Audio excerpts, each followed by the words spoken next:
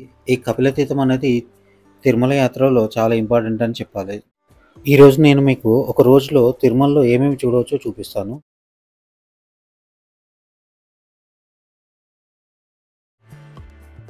ఇది గర్భగుడిలోకి ఎంట్రన్స్. ఇలా వెళ్తే ఆ కపిలేశ్వర స్వామిని మరియు కామాక్షి అమ్మవారిని దర్శించుకోవచ్చు. కపిలతీర్థం చూసుకున్నాక తిరుమల కొండ పైకి అయితే స్టార్ట్ అయ్యాను. టికెట్స్ బుకింగ్ లేదా ఎస్ఎస్టీ టోకెన్స్ ఉంటే 1 డేలో తిరుపతి మొత్తం చూసేయచ్చు.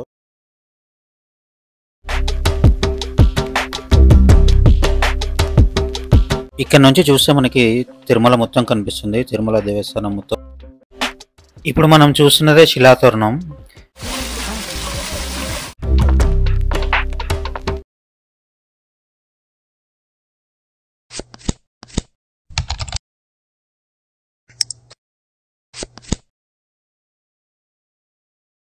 మన 108 శివాలయాల్లో 3వ శివాలయం ఈరోజు చూడబోతున్నాము. తిరుపతిలోని వైష్ణవాలయాల మధ్య ఉన్న ఒకే ఒక్క శైవాలయం కపిలతీర్థం. అవునండి, ఈరోజు మనం కపిలతీర్థం చూడబోతున్నాము. చాలామంది తిరుమలలో వెళ్తుంటారు, కానీ తిరుపతిలో ఉన్న కపిలతీర్థాన్ని టైం లేకనో లేక ఇతర ఏ కారణాల వలన చూడకుండానే వెళ్ళిపోతుంటారు. నిజానికి ఈ కపిలతీర్థం అనేది తిరుమల యాత్రలో చాలా ఇంపార్టెంట్ అని చెప్పాలి. చాలామంది తెలియక నేరుగా తిరుమల కొండపైకి వెళ్ళి ఆ వెంకటేశ్వర స్వామిని దర్శించుకొని వెళ్ళిపోతుంటారు. ఈరోజు నేను మీకు ఒక రోజులో తిరుమలలో ఏమేమి చూడవచ్చో చూపిస్తాను. పదండి చూసేద్దాం. ముందుగా మీరు బస్సులో వస్తే బస్ స్టాండ్కి ఆపోజిట్లో ఉన్న శ్రీనివాసంలో ఎస్ఎస్టీ టోకెన్స్ ఇస్తారు. తిరుమలలో ఉన్న స్వామివారి దర్శనం కోసం ఈ టికెట్స్ తీసుకుంటారు. ఈ టోకెన్స్ కోసం ఉదయం 3 గంటలకే లైన్లో నిల్చుంటారు. సో మీరు ఎర్లీగా వెళ్ళి టికెట్ తీసుకోండి.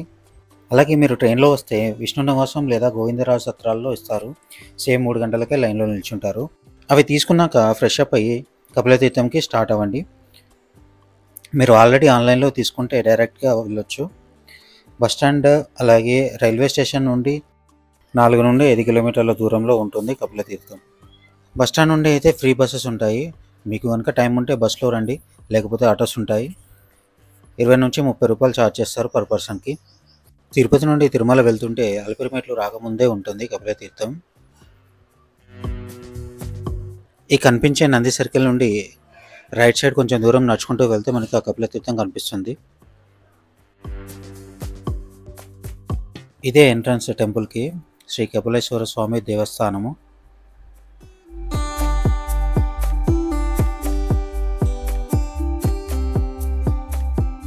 లోపలికి ఎంటర్ అవ్వగానే మనకి పార్కింగ్ ప్లేస్ ఉంటుంది. ఈ కపిలతీర్థంలో ముఖ్యంగా మనం చూడవలసిన మరో 2 ప్లేసెస్ ఉన్నాయి. అవి ఆంజనేయ స్వామి టెంపుల్, అలాగే లెఫ్ట్ సైడ్లో ఒక పార్క్ ఉంటుంది. దర్శనం అయిపోయాక కాసేపు ఇక్కడ రిలాక్స్ అవ్వచ్చు.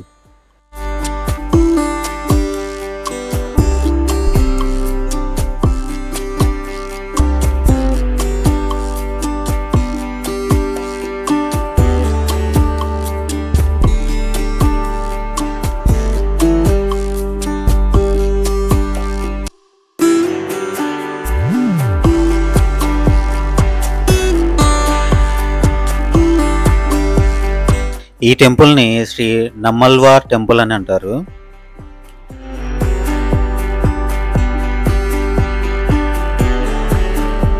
సింపుల్గా చెప్పాలంటే కపిలతీర్థం ఒక వాటర్ ఫాల్ లాగా ఉంటుంది. తిరుమల కొండల్లో నుండి పారుతున్న ఆకాశగంగా కపిలేశ్వర స్వామి వారి పుష్కరిణిలోకి వస్తుంది. ఆ పుష్కరిణే కపిలతీర్థంగా పిలుస్తారు.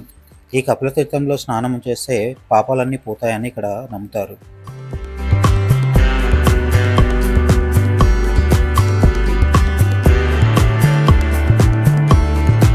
ఇది గుడి లోపలికి మెయిన్ ఎంట్రన్స్.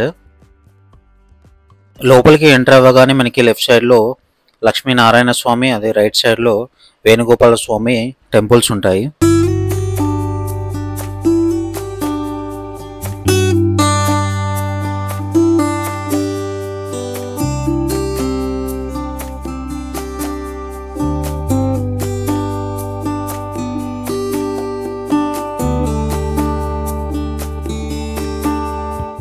ఇంతకుముందు ఇక్కడ ఎలా ఉన్నదంటే వెంకటేశ్వర స్వామి వారిని దర్శనానికి ముందు చాలామంది భక్తులు కపిలేశ్వర స్వామిని దర్శించుకునేవారంట. ఎందుకంటే భక్తుల సత్వగుణంతో తిరుమల ఆలయానికి చేరుకోవాలని. భక్తుల కోపం, కోరిక, కామం, పాపం ఆ కపిలేశ్వర స్వామి తీసేస్తారని ఇక్కడ నమ్ముతారు. అందుకే తిరుమల కొండ ఎక్కడానికి ముందు శ్రీ కపిలేశ్వర స్వామి ఆలయాన్ని దర్శించడం మంచిదని చెబుతుంటారు.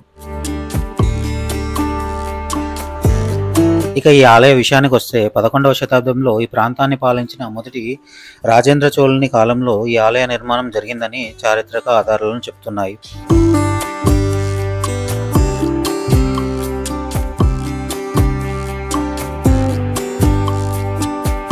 ఇక ఈ ఆలయ చరిత్ర చూసుకుంటే పూర్వం కృతయుగంలో పాతాళ లోకంలో స్వయంగా వెలిసిన శివలింగాన్ని పూజిస్తూ ఉండేవారు కపిల మహర్షి. కపిల మహర్షి భక్తిని మెచ్చిన పరమశివుడు అమ్మవారు కపిల మహర్షికి దివ్య దర్శనాన్ని ప్రసాదిస్తారు.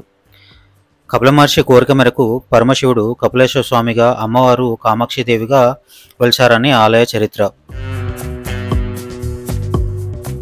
కపిల మహర్షి తపస్సు కారణంగా ఈశ్వరుడు వెలిచాడు కాబట్టి స్వామివారిని కపిలేశ్వర స్వామి అని, అమ్మవారిని కామాక్షిదేవి అని పిలుస్తారు. కార్తీక పౌర్ణమి సమయంలో ముల్లోకాల్లో ఉన్న సర్వతీర్థాలు ఈ కపిల తీర్థంలో ఉంటాయని నమ్మకం. అందుకే కార్తీక మాసంలో భక్తులు పెద్ద సంఖ్యలో వస్తారు. ఈ తీర్థంలో స్నానం ఆచరించి స్వామివారిని దర్శించుకుంటారు. ఇక్కడికి భక్తితో వచ్చేవారికి స్వామివారి అనుగ్రహం లభిస్తుంది. దోష నివృత్తి కోసం వచ్చిన వారికి దోష నివృత్తి అవుతుంది. పర్యాటక ప్రదేశంగా చూడాలనుకునే వారికి 40 అడుగుల పైనుండి జారే జలపాతాన్ని చూస్తే చూపు తిప్పుకోలేరు భక్తులు. చుట్టూ పర్వత శ్రేణితో ఉండే ఈ ఆలయంలో భక్తులు ఆహ్లాదాన్ని, తిరుమల కొండ నుండి వచ్చే స్వచ్ఛమైన గాలి భక్తులకు ఆరోగ్యాన్ని ఇస్తుంది.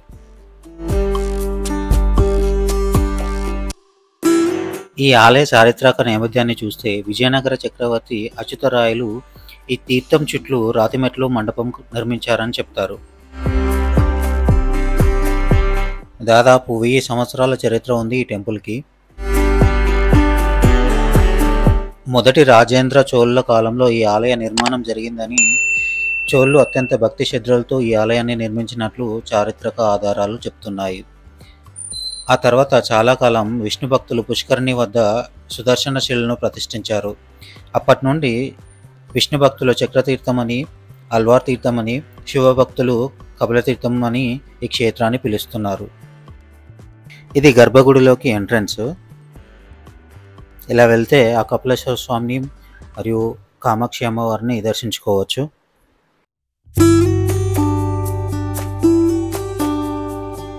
ఇది గుడి లోపల దర్శనం అయిపోయాక బయటికి వెళ్ళడానికి దారి. గుడిలో దర్శనం అయితే చాలా బాగా జరిగిందండి. ఆ కపిలేశ్వర స్వామి అలాగే కామాక్షి అమ్మవారి దర్శనం అయితే చాలా బాగా జరిగింది. వారి అనుగ్రహం నాపై ఉండాలని, అలాగే మన ఈ 108 శివక్షేత్రాల యాత్ర చాలా బాగా జరగాలని అమ్మవారిని అలాగే స్వామివారు కోరుకుంటున్నాను. వారి అనుగ్రహం నాపై ఉంటుందని మనస్ఫూర్తిగా నమ్ముతున్నాను. కపిల తీర్థం చూసుకున్నాక తిరుమల కొండ పైకి అయితే స్టార్ట్ అయ్యాను. నంది సర్కిల్ దగ్గరే లెఫ్ట్ సైడ్ బస్సెస్లో ఆగుతాయి. అక్కడ నుండి కొండపైకి నా ప్రయాణాన్ని స్టార్ట్ చేశాను. కొండపైకి వెళ్ళడానికి ఇది చెక్ పాయింట్. ఇక్కడ మనల్ని, మన లగేజ్ని చెక్ చేస్తారు. చెకింగ్ పాయింట్ దగ్గర చెక్ చేసిన తర్వాత బస్సు కొండపైకి ఎక్కడం అయితే స్టార్ట్ అయ్యిందండి.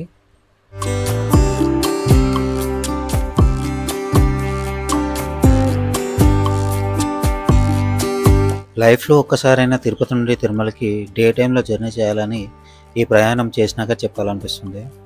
నేను ఇదివరకు తిరుపతి 3 టైమ్స్ వచ్చాను. ఫస్ట్ 2 టైమ్స్ నేను చిన్న వయసులో ఉన్నప్పుడు వచ్చాను. లాస్ట్ టైం వచ్చినప్పుడు మెట్ల మార్గం నుండి వెళ్ళాను. నైట్ టైం కిందికి దిగాను. అందుకే నాకు అంత పెద్దగా ఏం అనిపించలేదు.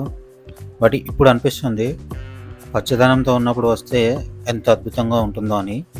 ఇప్పుడే ఇంత అద్భుతంగా ఉంటే అప్పుడు ఇంకెలా ఉంటుందో అనిపిస్తుంది. అందుకేనేమో ఈ కొండలకి అంత పేరు వచ్చింది. నేను వితౌట్ ప్లాన్ డైరెక్ట్ వచ్చాను. సో లగేజ్కి ప్రాబ్లం అయ్యింది. అండ్ నేను వచ్చినప్పుడు లాకర్స్ అన్నీ ఫుల్ అయ్యాయి. లాకర్ దొరికేసరికి చాలా టైం అయింది. మీకు రూమ్ కానీ, లాకర్స్ కానీ, టికెట్స్ బుకింగ్ లేదా SST టోకెన్స్ ఉంటే 1 డేలో తిరుపతి మొత్తం చూసేయచ్చు. నేను కపిలతీర్థం చాలా లేట్గా వెళ్ళాను. అక్కడ నుండి తిరుమల వచ్చేసరికి ఆల్మోస్ట్ నాకు 2 అయింది. అలిపిరి మెట్ల మార్గం నుండి వచ్చే వాళ్ళకి మేబీ ఇదే కుదరకపోవచ్చు. మీ దర్శనం స్లాట్ మ్యాక్సిమం ఈవినింగ్కి పెట్టుకోండి. అప్పుడు మీకు డే టైం అంతా దొరుకుతుంది. లేదా మీరు ప్లాన్ చేసుకోండి. మార్నింగ్ 8-9కి అలా కపిలతీర్థం రీచ్ అయ్యేలా చూసుకోండి. 1 అవర్ అక్కడ స్పెండ్ చేసి తిరుమలకి స్టార్ట్ అవ్వచ్చు. అప్పుడు తిరుమలలో ఉన్న ఇంపార్టెంట్ ప్లేసెస్ అన్నీ కవర్ చేయవచ్చు. మీరు బస్సులో వెళ్తే కనుక 120 రూపీస్ ఛార్జ్ చేస్తారు. 6 ప్లేసెస్ కవర్ చేస్తారు. అదే వెహికల్ తీసుకుంటే 150 రూపీస్ ఛార్జ్ చేస్తారు. ఎలా వెళ్తారన్నది మీ ఇష్టం. మనని బస్ స్టాండ్లో దింపేస్తారు. అక్కడ నుంచి వాకబుల్ డిస్టెన్స్లోనే టెంపుల్ అయితే ఉంటుంది.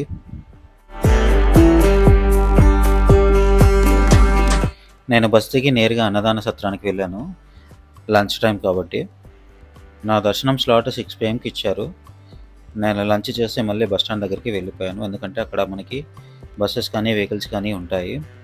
నేను ప్రైవేట్ వెహికల్ తీసుకున్నాను. 150 రూపీస్ ఛార్జ్ చేస్తారు 6 ప్లేసెస్కి.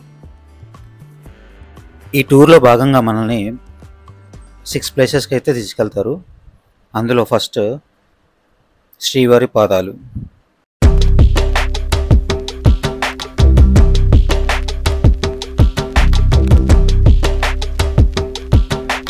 శ్రీవారి పాదాలు తిరుమల బస్టాండ్ నుండి 5 కిలోమీటర్ల దూరంలో తిరుమలలోనే అతి ఎత్తైన ప్రదేశమైనటువంటి నారాయణగిరి పర్వతంపై ఉంటాయి.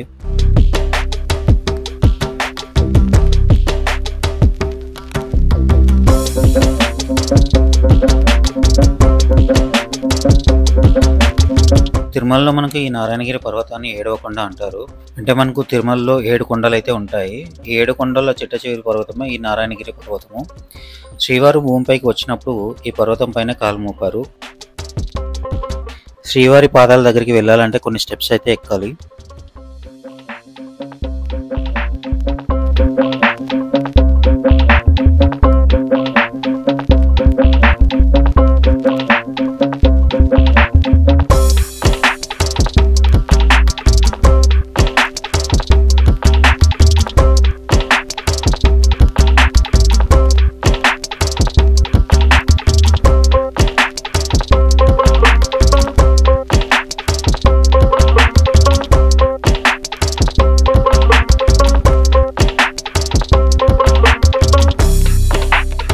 శ్రీవారి పాదాల దగ్గర స్పెషల్ అట్రాక్షన్గా ఈ ఉడతలు అయితే మనకు కనిపిస్తూ ఉంటాయి.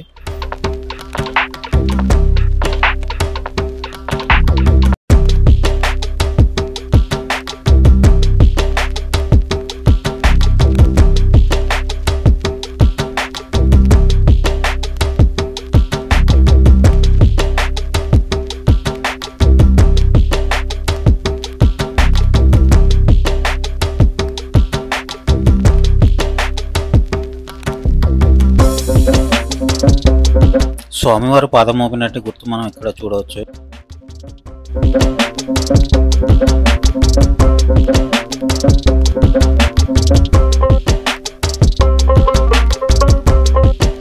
ఇవే శ్రీవారి పాదాలు.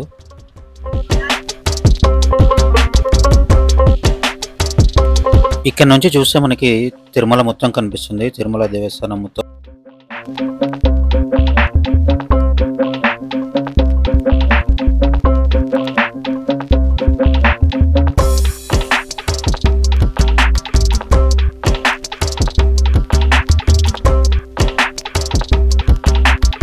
నెక్స్ట్ మనం వచ్చింది శిలాతోరణం, అలాగే చక్రతీర్థం. ఇవి రెండు పక్కపక్కనే ఉంటాయి. ఈ రెండింటికి కలిపి ఒకే ఎంట్రన్స్ ఉంటుంది.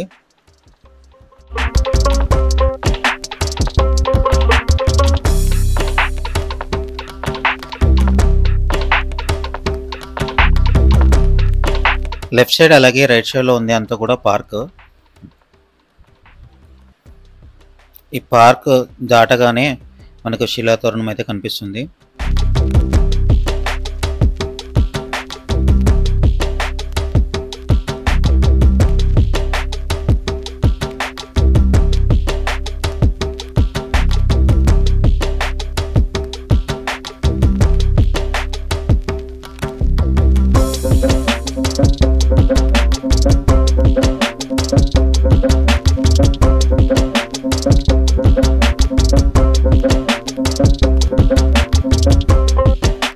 ఇప్పుడు మనం చూస్తున్నదే శిలాతోరణం.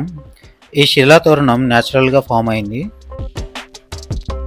దీన్ని 1980sలో పురావస్తు శాఖ వాళ్ళు తవ్వినప్పుడు ఆ తవ్వకాల్లో బయటపడింది.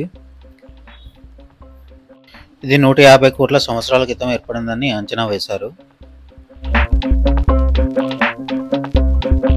ఇలాంటి శిలా తోరణాలు ప్రపంచంలో రెండో మూడో ఉన్నాయంట.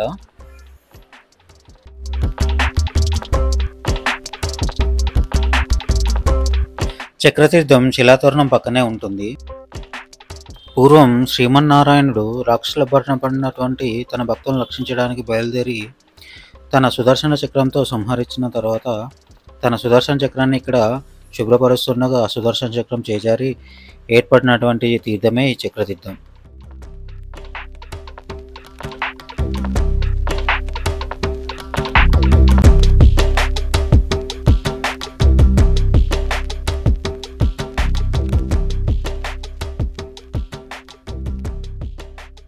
దీన్నే చక్రతీర్థంగా పిలుస్తారు.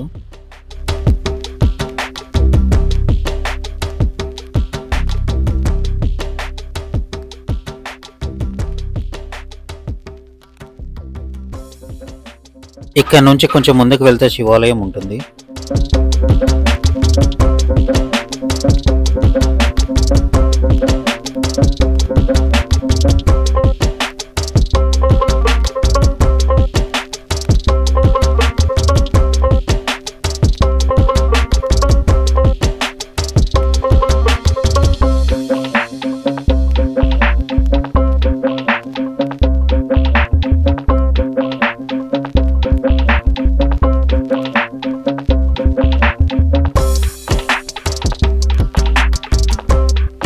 ఇప్పటికీ మనం 3 ప్లేసెస్ కంప్లీట్ చేసుకున్నాం. 4th ప్లేస్ వచ్చేసి వేణుగోపాల స్వామి టెంపుల్. ఇక్కడే హతీరామ్ బాబాజీ గారి జీవ సమాధి ఉంటుంది. ఈ వెళ్ళే టెంపుల్ మార్గంలో ఇక్కడ చాలా స్టాల్స్ అయితే ఉన్నాయి మనకి.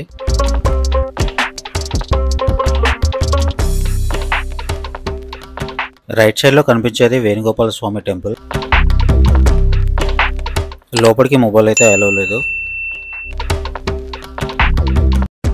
ఇదే హతీరామ్ బాబాజీ గారి జీవ సమాధి.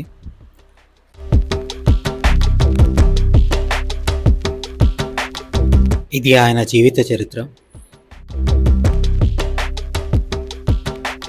ఇప్పుడు మనం వెళ్ళబోయేది ఆకాశగంగ. ఈ ఆకాశగంగకి చాలా పెద్ద చరిత్రే ఉంది.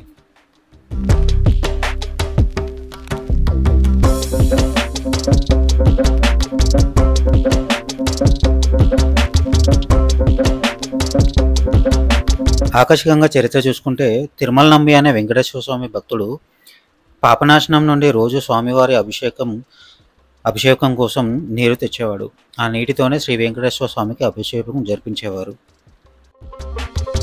ఒకరోజు తిరుమల నంబి పాపనాశనం నుండి నీరు తెస్తుండగా సాక్షాత్తు శ్రీ వెంకటేశ్వర స్వామి బాలునిగా బోయవాని రూపంలో వచ్చి దాహంగా ఉంది కొన్ని కుండలో నీళ్లు త్రాగడానికి ఇవ్వమని తిరుమల నంబిని అడుగుతాడు. అప్పుడు తిరుమల నంబి ఈ నీటిని నేను తిరుమల వెంకటేశ్వర స్వామి నిత్య అభిషేకాలకు తీసుకువెళ్తున్నానని ఇవ్వడం కుదరదని వెళ్ళిపోతుంటాడు. ఆ బాలుడు వెనక నుండి కుండను కొట్టి నీళ్ళు మొత్తం త్రాగుతాడు. అప్పుడు తిరుమల నంబి స్వామివారి కైంకర్యాలకు ఉపయోగించే నీటిని నువ్వు తాగుతావా? ఇప్పుడు స్వామివారి అభిషేకానికి నేను ఏ నీటిని తీసుకెళ్లాలని బాధపడుతూ అక్కడే కృంగిపోతాడు. అప్పుడు స్వామివారు ఈ ఆకాశగంగను సృష్టించి తిరుమల నంబితో ఈ రోజు నుండి ఈ నీటిని తీసుకెళ్ళండి అని చెప్పి మాయమవుతాడంట. ఇప్పటికీ తిరుమల నంబి వంశస్థులే ఈ నీటిని స్వామివారి అభిషేకానికి తీసుకెళ్తారు.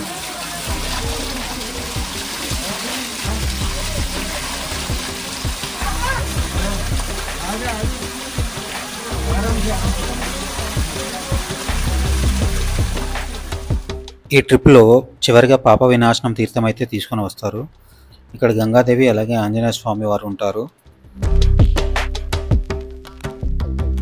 మనం వెళ్ళే ప్రతి చోట కూడా మినిమం 1 కిలోమీటర్ దూరం అయితే నడవాల్సి ఉంటుంది.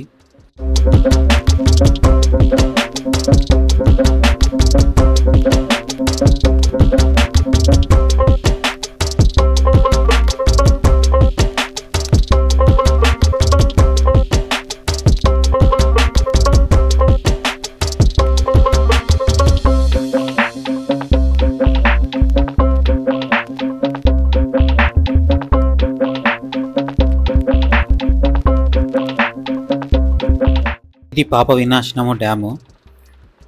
తిరుమలలో ఉన్న నీటి అవసరాల కోసం ఇక్కడ నుంచే నీటిని ఉపయోగిస్తున్నారు.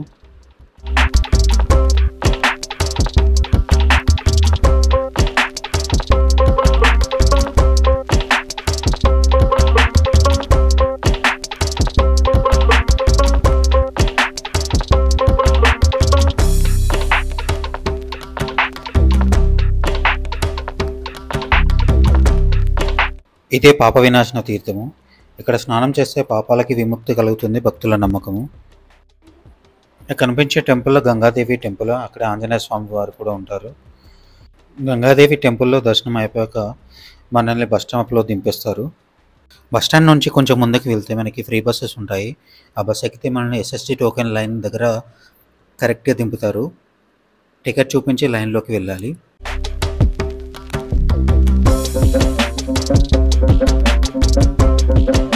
నాకు 4 hours టైం పట్టింది దర్శనానికి. దర్శనం చాలా బాగా జరిగింది. అక్కడ నుండి నేను మళ్ళీ తిరుపతికి వచ్చేసాను నా నెక్స్ట్ డెస్టినేషన్ వెళ్ళడానికి. ఐ హోప్ ఈ వీడియో మీకు నచ్చిందని అనుకుంటున్నాను. నచ్చితే లైక్, షేర్ అండ్ సబ్స్క్రైబ్ చేసుకోండి. Thank you.